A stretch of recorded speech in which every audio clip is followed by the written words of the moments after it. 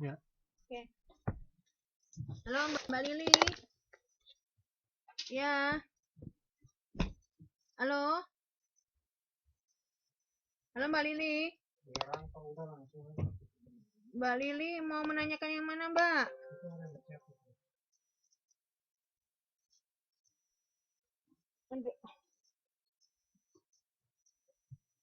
Tapi nggak dengar suaranya.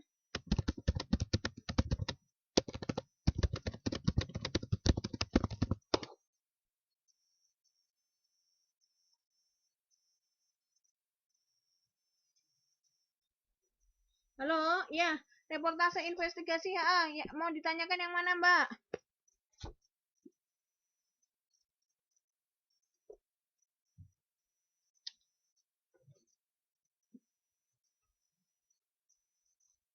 Ya, casannya. Ditanyakan yang mana, Mbak?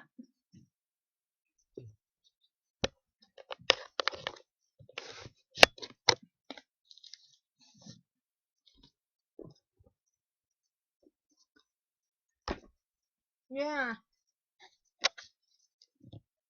Ya, Mbak Lili mau nanya yang mana?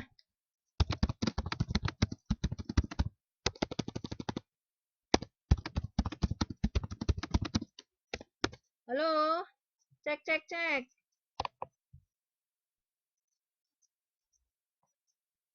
Halo, Mbak.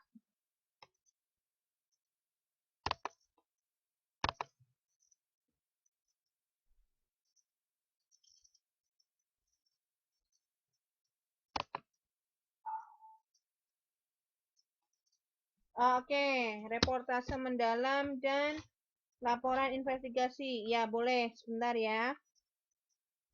Laporan mendalam. Laporan mendalam itu biasanya karena adanya penggalian informasi.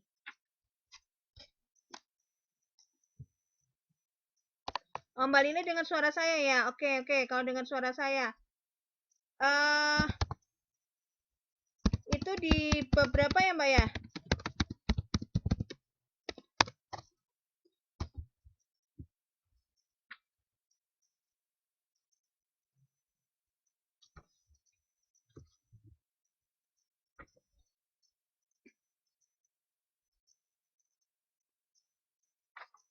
Oke, modul 6. Oke. Oke, bentar ya. Reportase mendalam.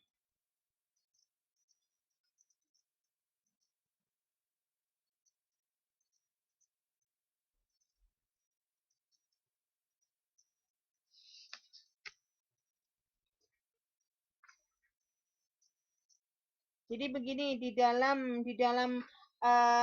peliputan itu kan di sini dijelaskan ya, itu ada yang namanya ada 3 lapisan meliput. Yang pertama adalah tentunya bagian permukaan, yaitu hanya untuk merekam saja. Kemudian yang kedua adalah biasanya dengan mewawancarai sumber, biasanya untuk verifikasi apakah benar data-data yang diberikan tersebut ya. Kemudian yang ketiga adalah interpretasi dari wawancara tersebut gitu. Nah, di sini yang dimaksud dengan reportase mendalam adalah kita tidak hanya mewawancara apa yang ada di permukaan, tetapi sampai menggali di bagian hal dari si sumber tersebut. Jadi misalnya kalau dia misalnya katakan persoalan apa namanya, dia tidak mau digusur gitu ya. Kenapa sampai tidak mau digusur? Oh, ternyata dia sudah merasa bahwa tanahnya itu milik dia, apalagi kemudian dia sudah pernah membayar PBB gitu. Dia sudah membayar PBB, dia merasa bahwa walaupun itu tanah pemerintah, tapi dia sudah membayar PBB, kemudian dia sudah mengurus pajak, kemudian disertai surat-surat. Nah, jadi tidak hanya kenapa tidak mau digusur, kemudian tidak mau terima uang ganti, tidak hanya itu, tapi dibalik itu gitu, apa yang sudah dia lakukan sehingga dia berjuang untuk tidak mau digusur di situ. Nah, di sini artinya kita si si si reporter ini itu tidak hanya sebagai orang luar, tetapi sampai masuk ke dalam. Ini seperti orang melakukan penelitian kualitatif, Mbak. Jadi reportase mendalam itu adalah seperti itu. Nah, kemudian di sini laporan investigasi, ya.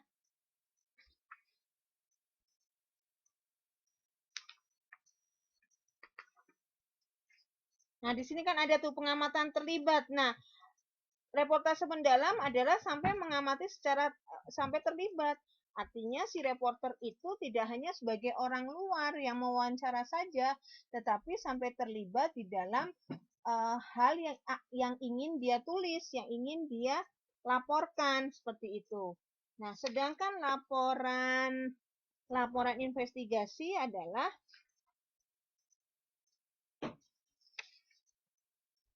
Mbak Lili dengar ya?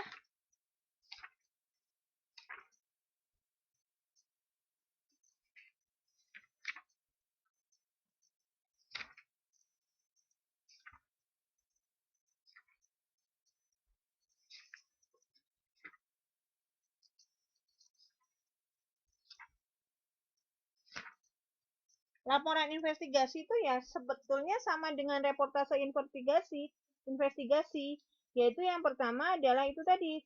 Ini di sini ada tuh Mbak di halaman 636 melalui tahap-tahap reportase investigasi, yaitu adanya mulai dari apa namanya, adanya petunjuk awal yang harus diinvestigasi seperti apa, ya. Kemudian adanya pendahuluan, kemudian membentuk hipotesis, kemudian hingga mencari mendalami literatur, wawancara, sampai kepada dokumen, kemudian sumber kunci dan saksi. Jadi kalau itu kemudian berupa laporan. Nah, ya, modul 6. Oke, jadi laporan investigasi tahap-tahapnya ada di halaman 636, Mbak. 636, 637. Ya, di sana. Jadi langkah-langkahnya itu dinamakan reportase investigasi. Nah, hasilnya adalah laporan investigasi. Itu, Mbak. Ada lagi, Mbak?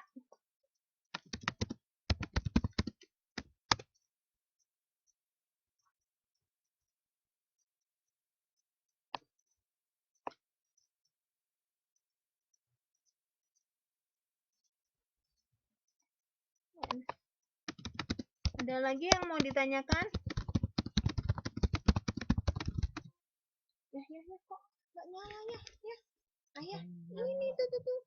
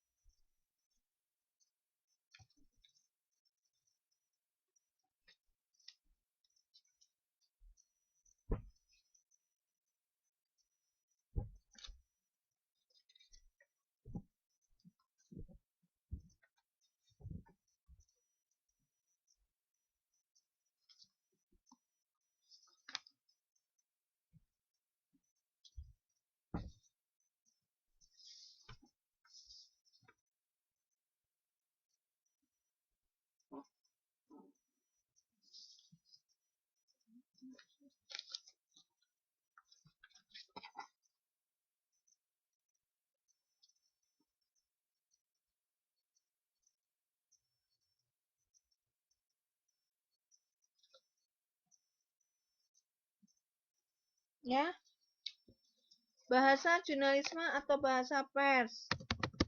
Oke.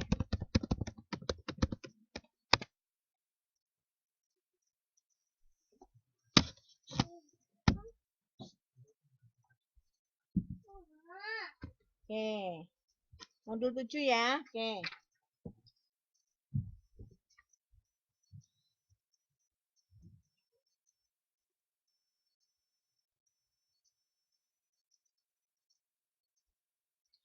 Bahasa jurnalisme itu biasanya berpedoman dengan bahasa Indonesia yang disempurnakan di sini.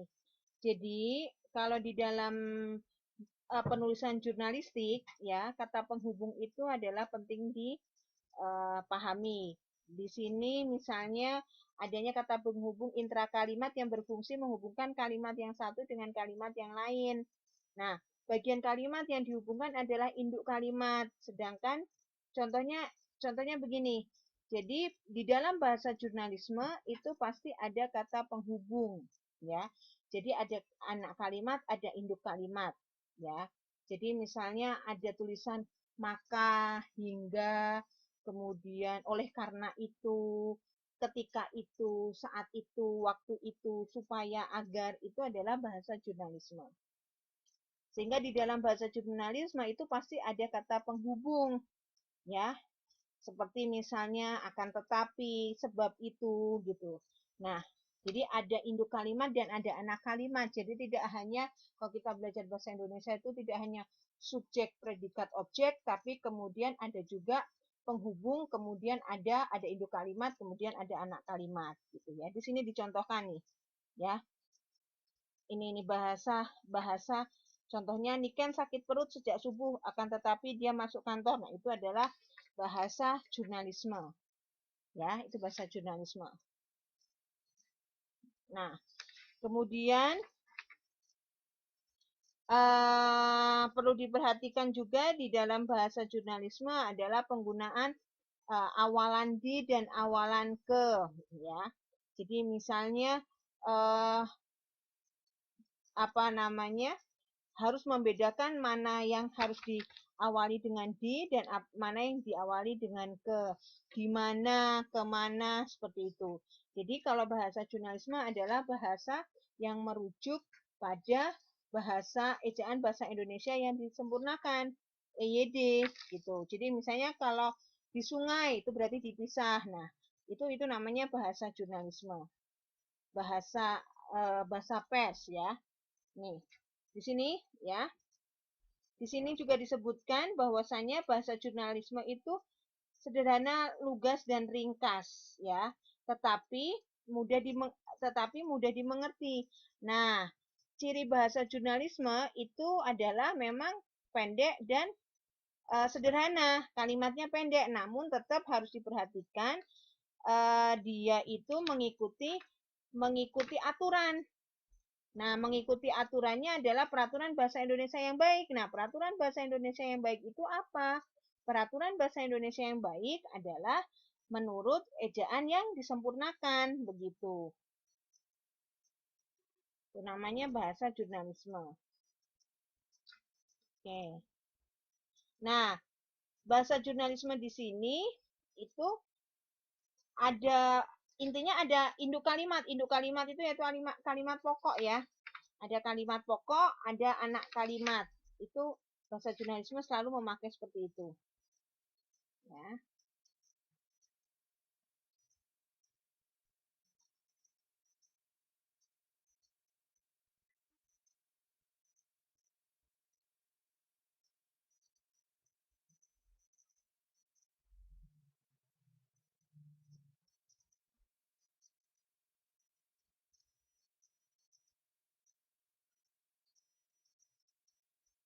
Oke.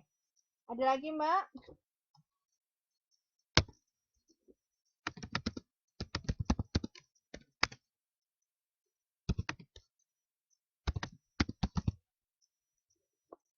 Oke, alinea deduksi. Deduksi itu utama dulu atau yang pokok itu atau yang itu dulu ya? Ya, ya. Sini ya.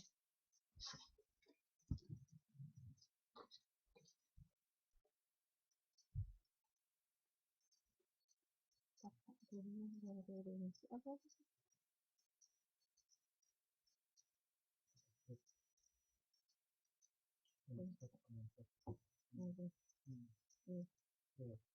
Deduksi itu mengurang.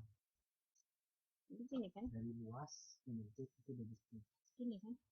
Gini, segitiga gini. Ya, dari luas menuntut itu. Jadi gini, segitiganya itu kali. Deduksi itu kan kurang. Jadi kalau deduksi itu sama luas, sempit. Dari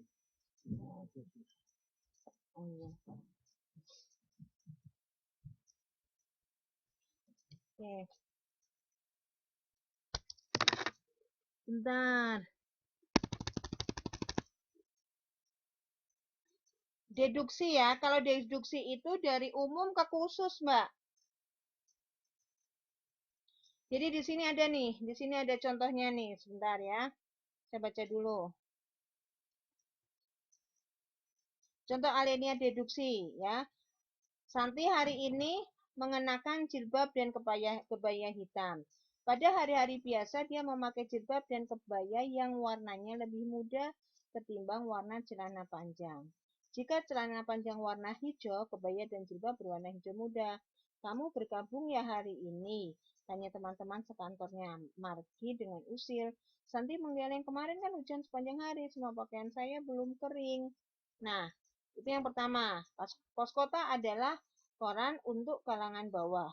Harganya murah, fisiknya rendah, dan isinya macam-macam. Tiap hari, Poskota terdiri atas sedikitnya 16 halaman dengan harga eceran 2.000, lebih murah 1.000 daripada koran lain. Tahu nggak Mbak maksudnya Mbak? Tahu nggak? Maksudnya yang pertama itu adalah yang di pikiran pokoknya ya, pikiran pokoknya yang pertama adalah apa? Mengenai warna hitam, ya kan? Nah, warna hitam. Nah, kemudian dijelaskan kalimat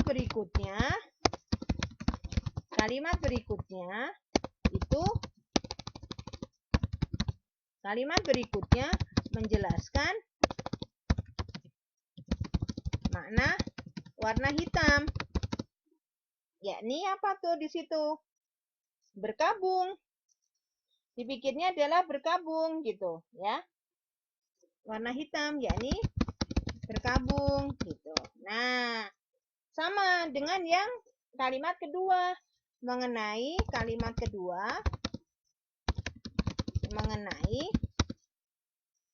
Poskota untuk kalangan bawah. Nah, kalimat kedua mengenai Poskota untuk kalangan bawah. Nah, kemudian dijelaskan secara rinci kalangan bawah itu seperti apa. Harga Poskota yang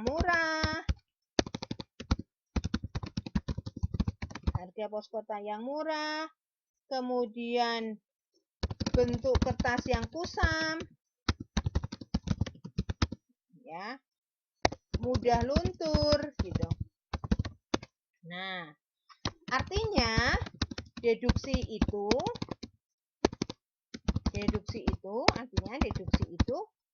menceritakan hal umum terlebih dahulu,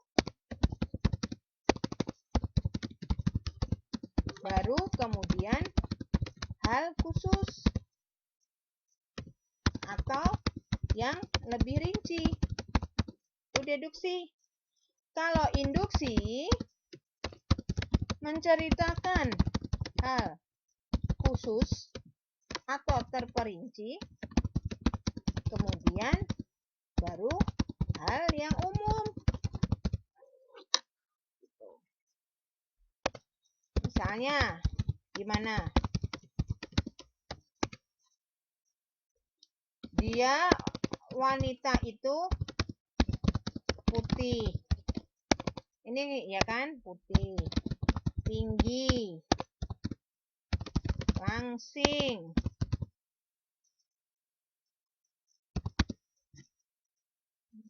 Ya.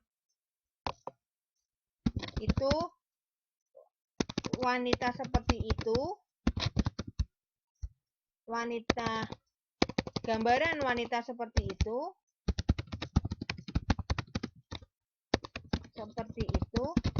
yang sering ditampilkan di media sebagai wanita cantik. Ini namanya induksi. Ya. Terperincinya apa? Terperinci. Itu tadi tinggi, putih, langsing, ya kan? Kemudian umumnya adalah wanita cantik. Nah, itu tadi adalah contoh induksi.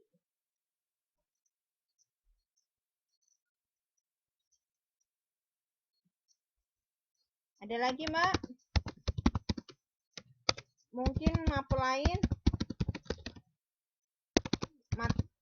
lain, mata kuliah lain.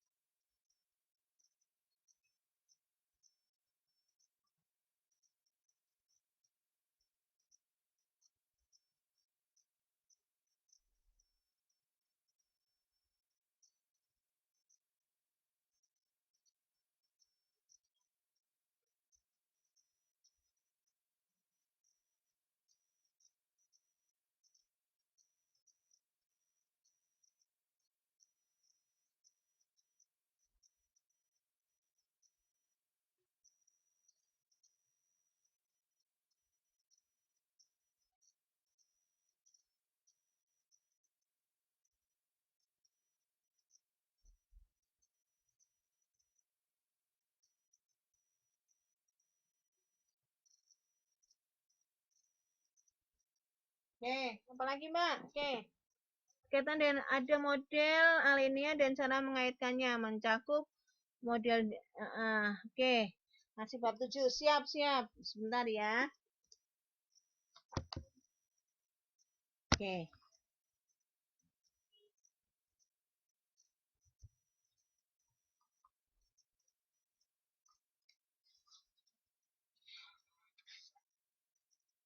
Oke.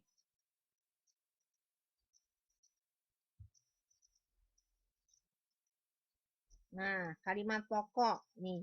Kalimat pokok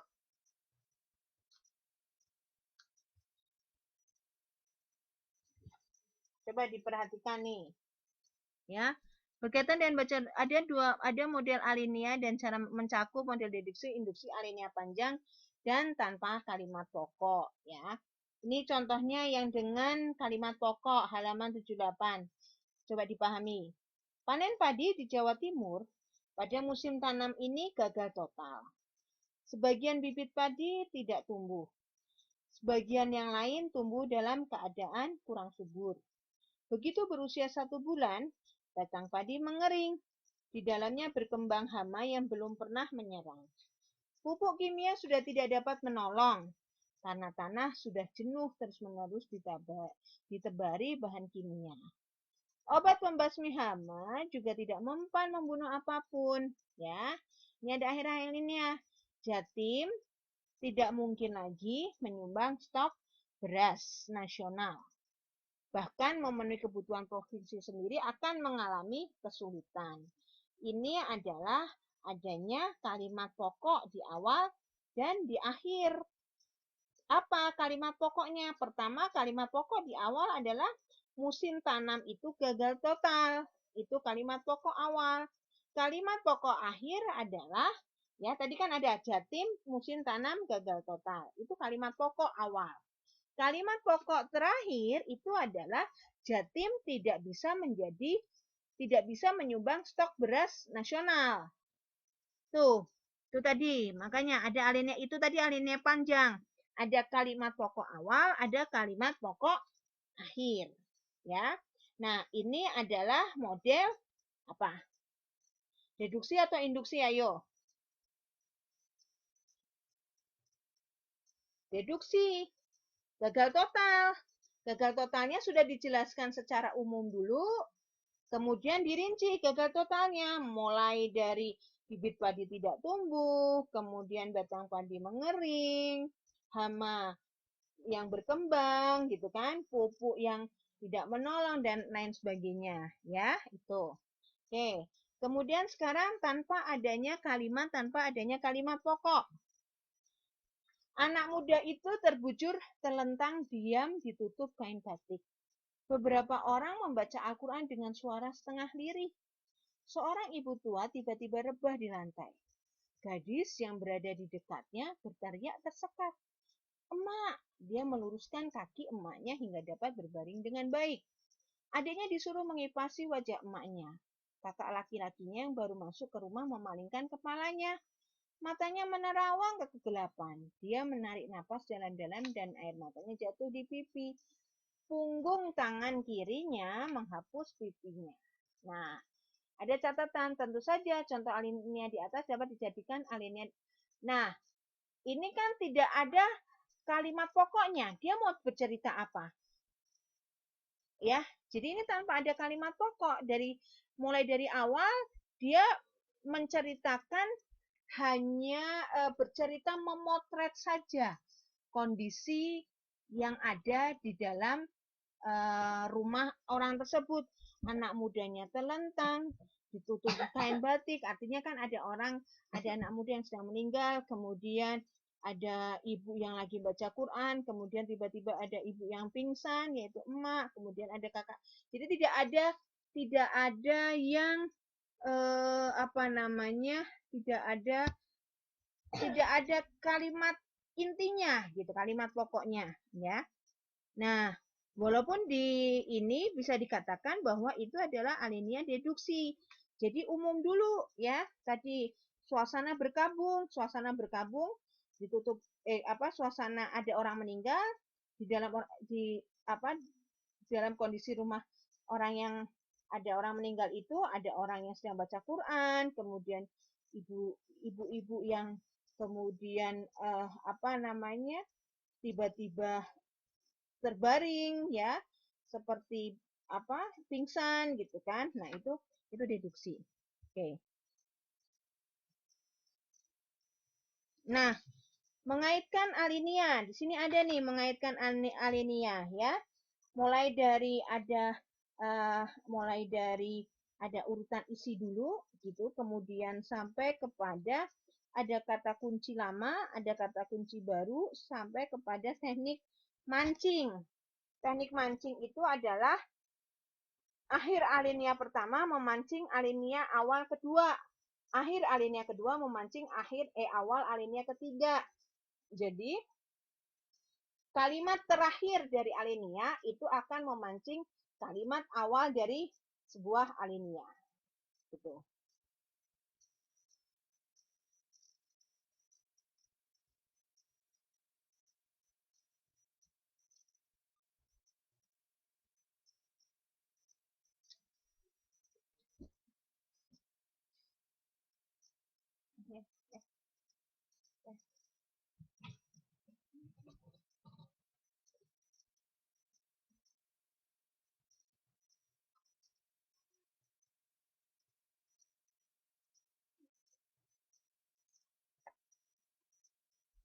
Ada lagi, Mbak?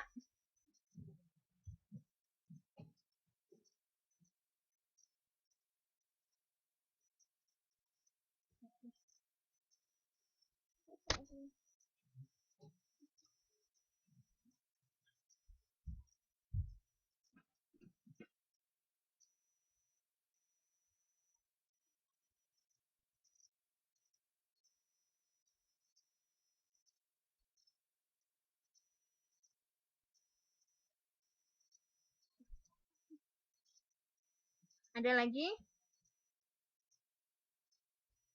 Mungkin mata kuliah lain?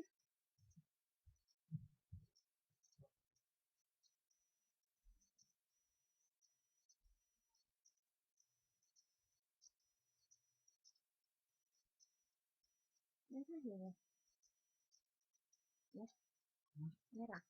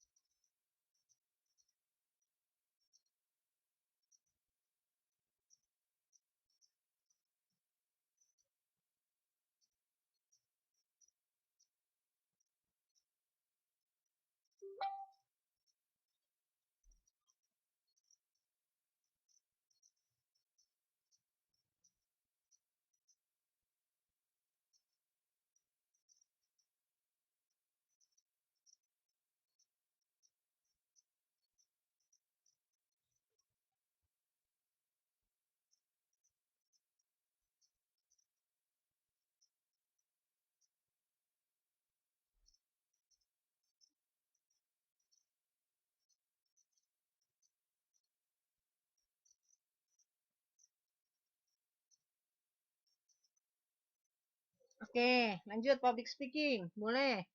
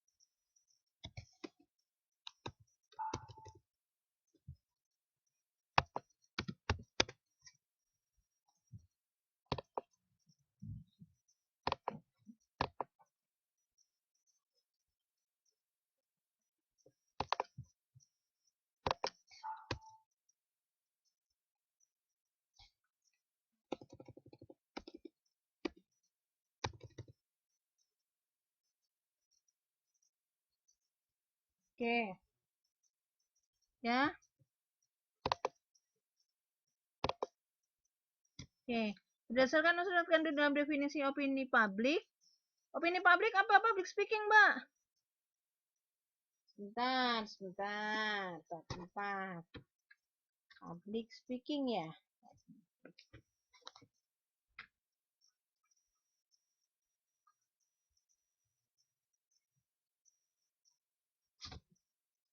Public speak.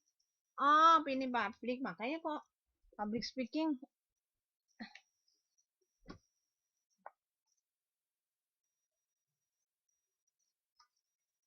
Berdasarkan unsur yang terkandung dalam definisi opini publik dapat ditentukan karakteristik opini publik, adanya isu kontroversial.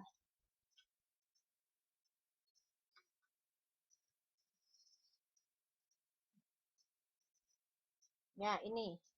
Opini publik itu adalah kompleksitas keyakinan yang diungkapkan oleh sejumlah orang mengenai persoalan yang menyangkut kepentingan umum, ya. Biasanya itu unsur yang meliputi faktor pendapat umum antara lain adanya isu. Isu itu pasti ya, itu menimbulkan orang berpendapat. Nah, ini adalah isu kontroversial. Nah, sehingga dikatakan bahwasanya ya isu itu adalah situasi kontemporer atau sesuatu yang menarik untuk dibicarakan. Nah, biasanya sesuatu yang menarik dibicarakan ini biasanya karena adanya isu kontroversi.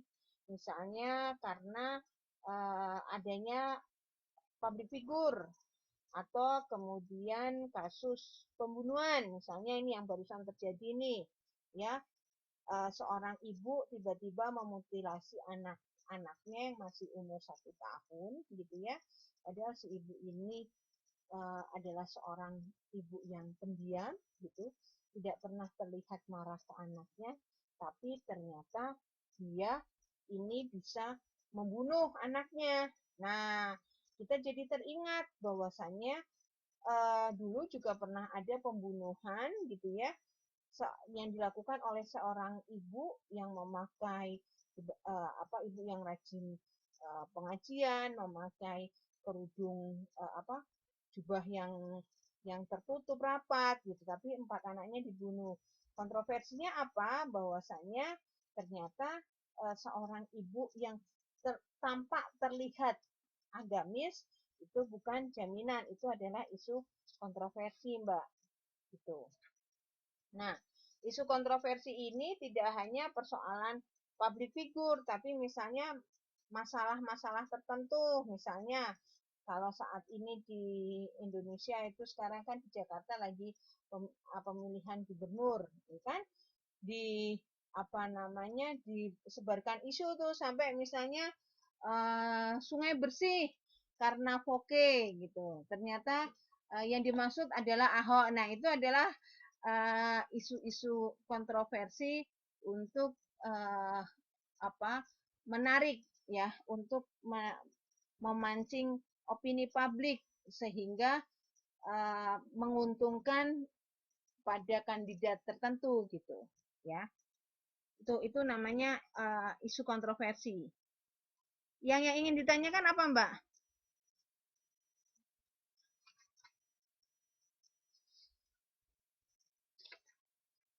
Yang ditanyakan yang mananya? Isu kontroversinya?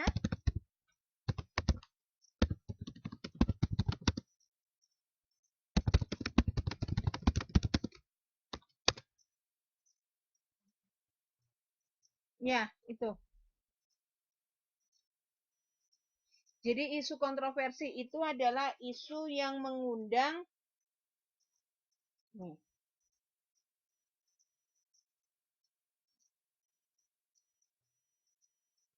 isu yang menarik dibicarakan oleh orang yang terlibat atau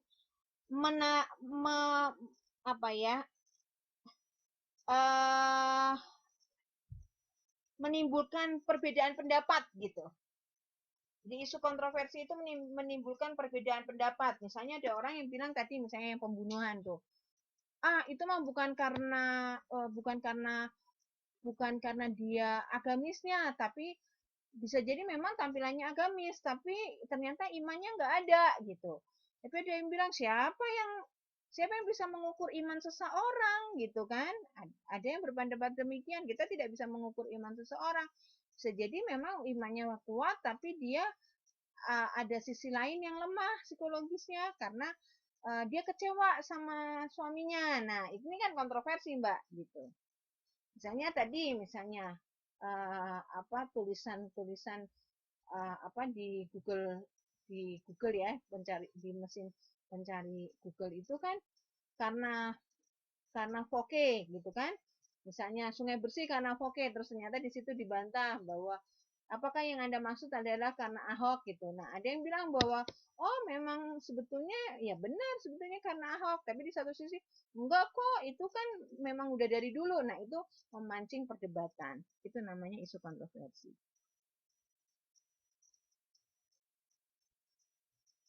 Opini publik mempunyai volume relatif tetap dan bersifat pluralis. Oke, sebentar ya.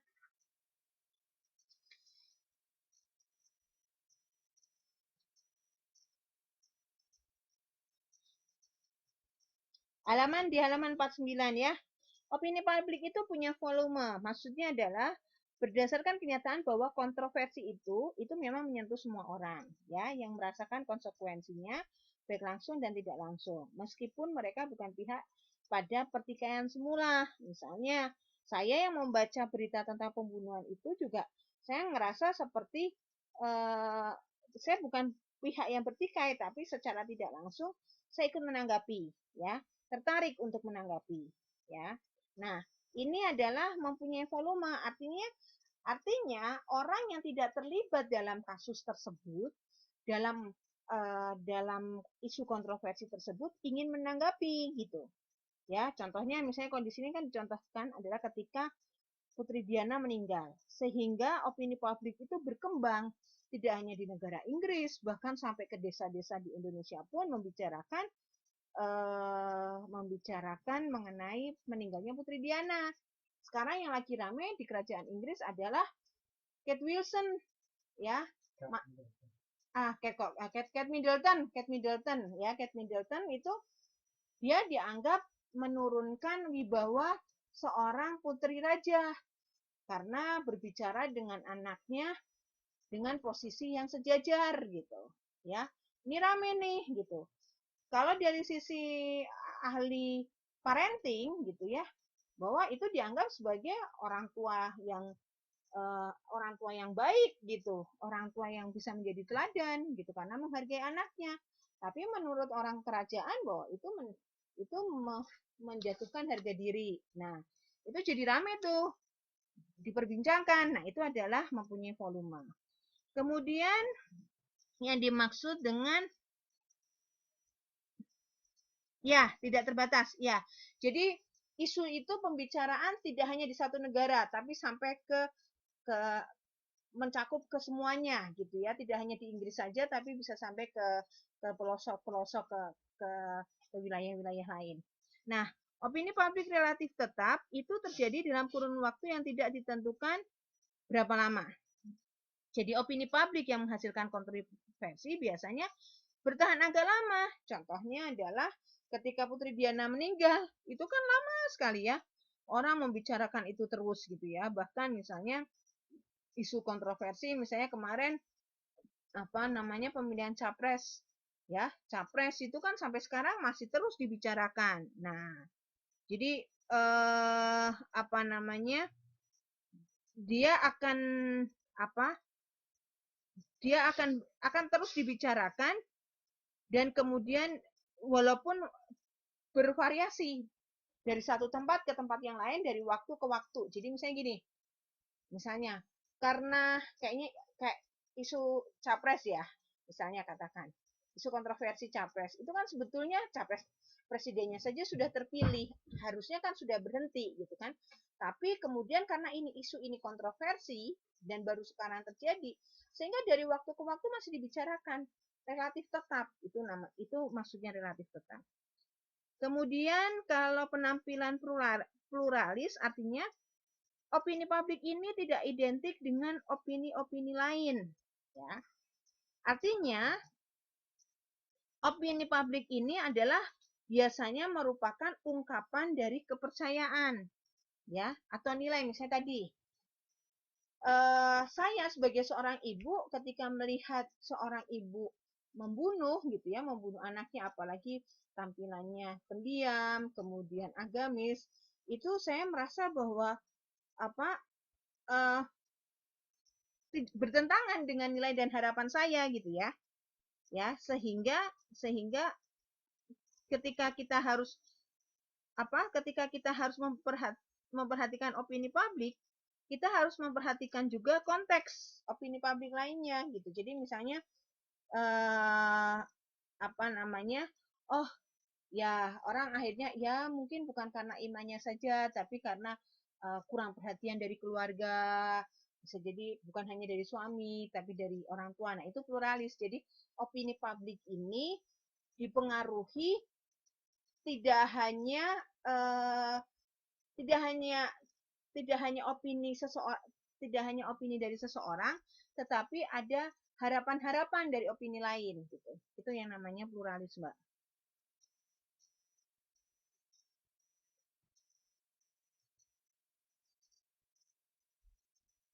Maksudnya opini publik tidak identik dengan opini-opini lain.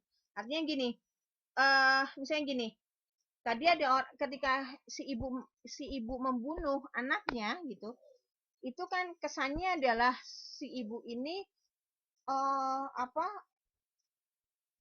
nggak mungkin lah seorang ibu yang pendiam, yang agamis membunuh anaknya gitu.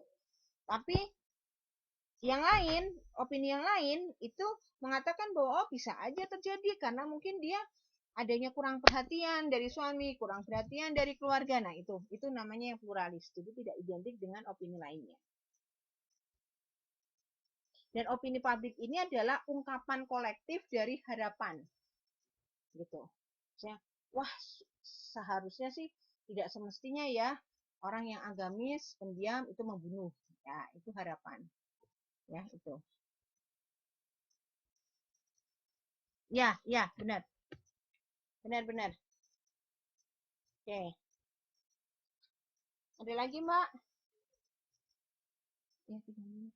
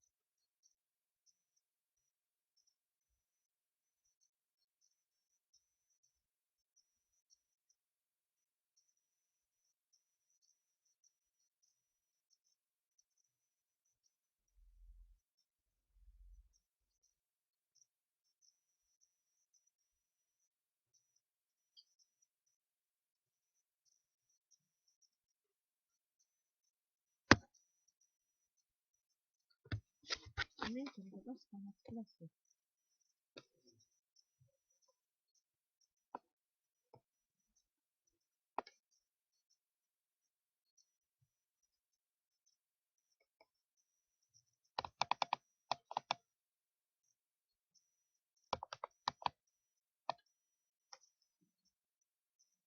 Keperluan identifikasi. Oke, masih di modul 4 ya?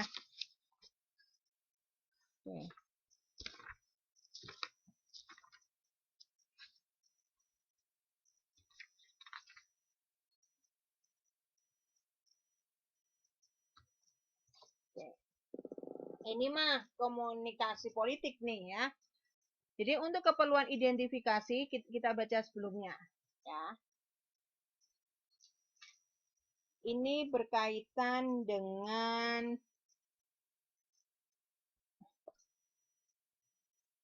internal opini publik ya. Internal opini publik dinyatakan karena adanya satu keadaan atau kejadian yang telah memaksa ya. Kemungkinan lain internal public opinion dipancing oleh media massa. Jadi gini. Jadi ketika di suatu pabrik gitu ya, ada suatu kejadian kecelakaan karyawan. Menurut internal itu sebetulnya nggak ada masalah, itu hal biasa. Gitu kan.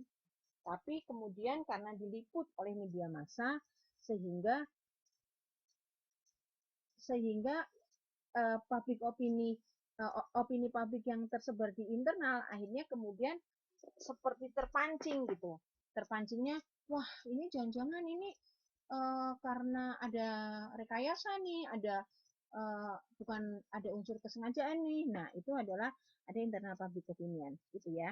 Nah, di sini ketika kita harus memahami sifat komunikator politik yaitu misalnya kalau sekarang itu adalah calon ya, kandidat atau calon apa namanya seseorang yang ingin menjadi gubernur gitu ya, komunikator politik. Nah, sebaiknya mengenal para komunikator dengan mengidentifikasi kedudukan dalam masyarakat. Ya, identifikasinya apa? Satu adalah politikus yang bertindak sebagai komunikator politik. Dalam hal ini adalah misalnya contoh adalah calon gubernur misalnya. Nah, komunikator profesional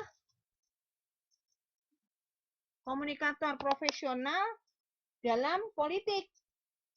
Nah, ya, apakah komunikator tersebut profesional atau ahli di dalam politik? Misalnya kita lihat bahwa misalnya calon-calon gubernur yang diajukan adalah orang-orang partai politik, otomatis mereka adalah komunikator profesional atau aktivis atau komunikator paruh waktu, yaitu mereka ini adalah mereka ini adalah orang-orang politik yang tidak terjun secara full time, secara penuh, tetapi hanya disewa untuk saat pemilihan gubernur saja gitu ya. Ini coba kita lihat ya. Pertama adalah politikus sebagai komunikator politik. Pertama, kewenangan politikus dalam berkomunikasi sebagai wakil kelompok, pesannya itu mengajukan, melindungi tujuan kepentingan politik. Jadi artinya begini. Jadi tentunya ketika politikus itu menjadi komunikator, dia tentunya mewakili kepentingan politik, kepentingan golongan tertentu. Dalam hal ini adalah partai politik ya yang dia wakili gitu. Nah, tentunya yang kedua, politikus ini sebagai komunikator politik, dia akan mempengaruhi orang lain. Ya, mempengaruhi orang lain yang menguntungkan kelompoknya. Dalam hal ini misalnya agar orang mau menerima pendapatnya gitu. Bahwa meskipun misalnya mohon maaf nih, meskipun calonnya itu sering berkata kasar, tapi ada sisi positif lain. Nah, ini yang dia gencarkan sebagai komunikator politik tadi gitu ya. Yang kedua, profesional sebagai komunikator politik, yaitu dia memang bersikap profesional.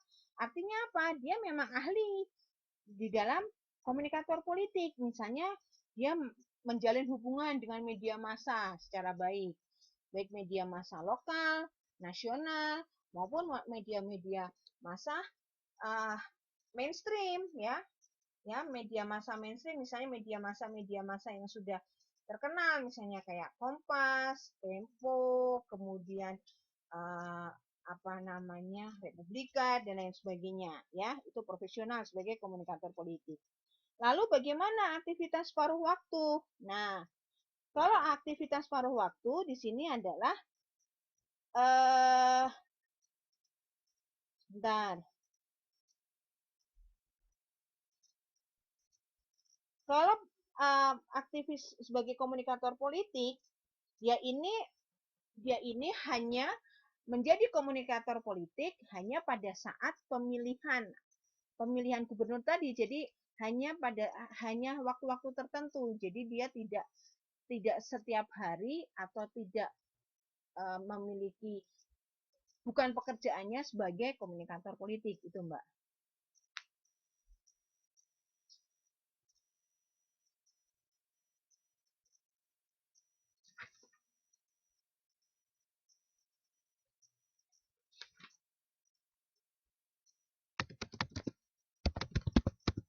Kita sampai jam 11 ya, Mbak.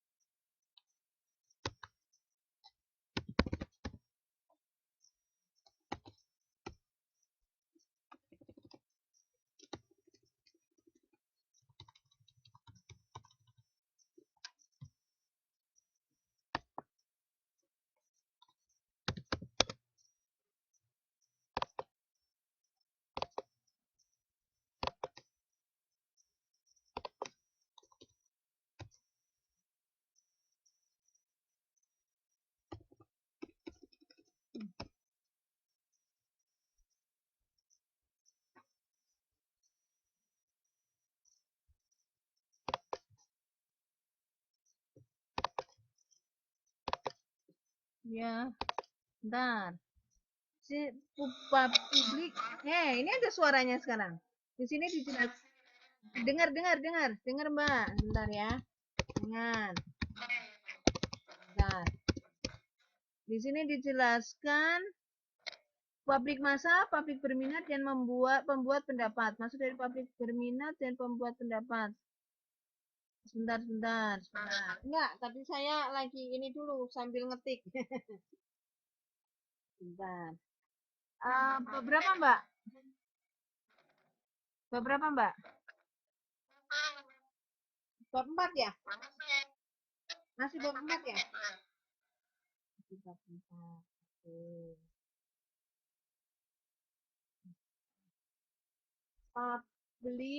Publik berminat dan pembuat pendapat.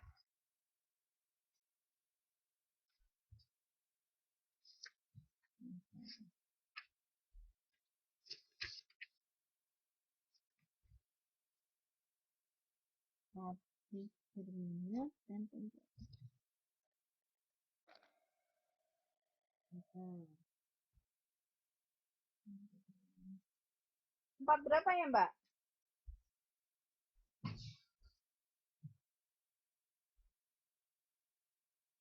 Di bab 4 berapa ya?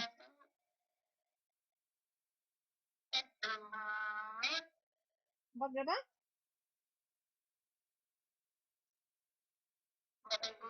418.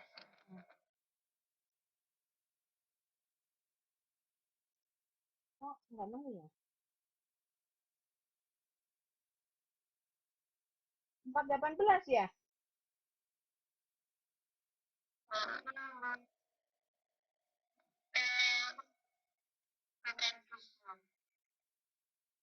Sebentar. 418 gitu? Kok nggak ada ya? Publik berminat dan pembuat pendapat.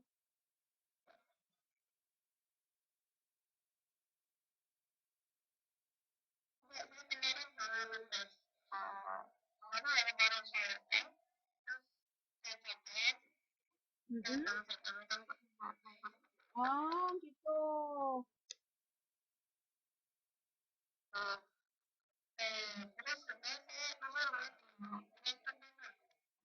Nah, kalau publik berminat itu biasanya adalah publik yang berminat terhadap isu-isu yang kemudian mendatangkan opini publik. Gitu. Itu. Jadi dia memang dia tertarik dengan apapun isu itu, mau kontroversi mau tidak, dia tertarik untuk membuat opini publik, untuk membuat opini gitu. Itu publik yang berminat. Tapi pembuat pendapat adalah gini, opini publik itu punya publik yang kayak disengaja untuk membuat pendapat sehingga uh, isu yang dilontarkan jadi opini publik itu menguntungkan gitu loh Mbak. Paham nggak? Jadi kayak pembuat pendapat itu adanya publik yang sengaja direkayasa gitu Mbak. Gitu. Yang menguntungkan pihak tertentu.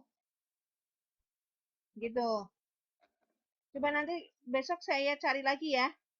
Di sini sih ada pendapat terpendam, kemudian tapi kalau pembuat pendapat itu adalah kayak apa ya? Kayak publik yang disengaja untuk berpendapat yang menguntungkan sebuah isu yang dilontarkan oleh pihak tertentu sehingga ini tuh menjadi menguntungkan gitu. Kayak misalnya kalau kita di media televisi itu kan ada penonton yang sengaja diminta tepuk tangan, wah seolah-olah rame gitu ya, seolah-olah penontonnya banyak, padahal itu adalah penonton yang memang sengaja diundang. Nah, pembuat pendapat itu sama, adalah publik yang sengaja di uh, kayak direkayasa untuk membuat pendapat untuk yang menguntungkan bagi pihak tertentu gitu, itu Mbak. Tapi besok coba saya bantu untuk carikan mudah biar lebih lebih lebih ini ya, lebih yakin gitu.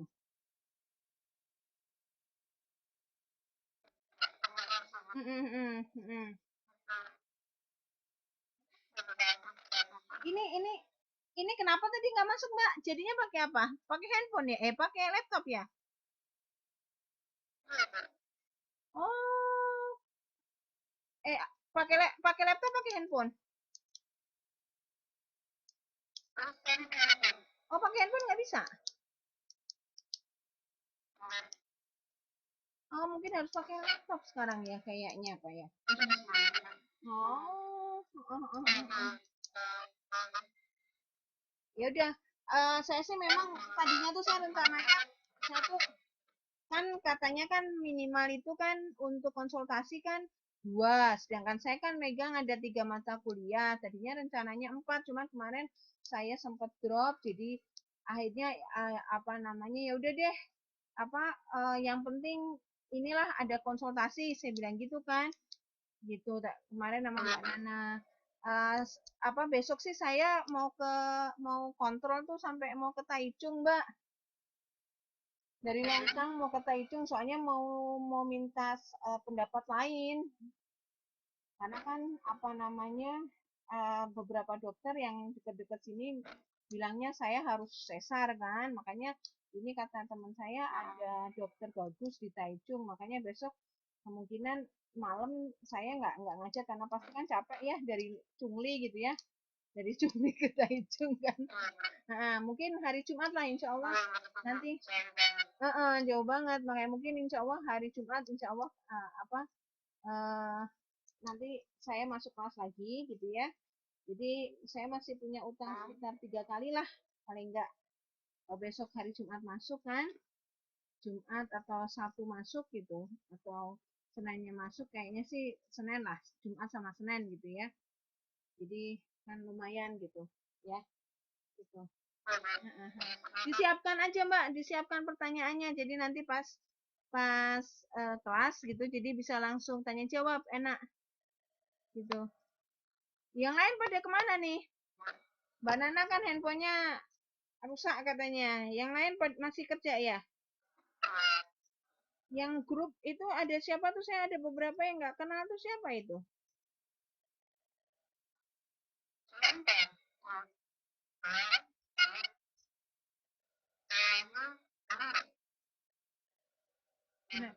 Kenapa Wahyu?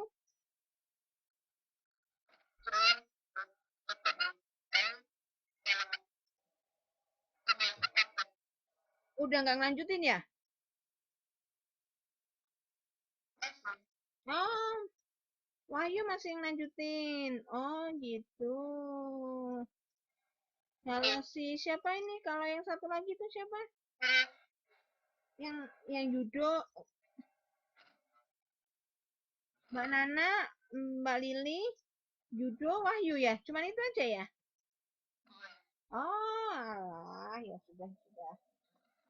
Ya wes Ya udah gitu aja Mbak. Ya, selamat istirahat. Mohon maaf ya Mbak ya. Ya, assalamualaikum. Oh iya, makanya ya ya. Ya.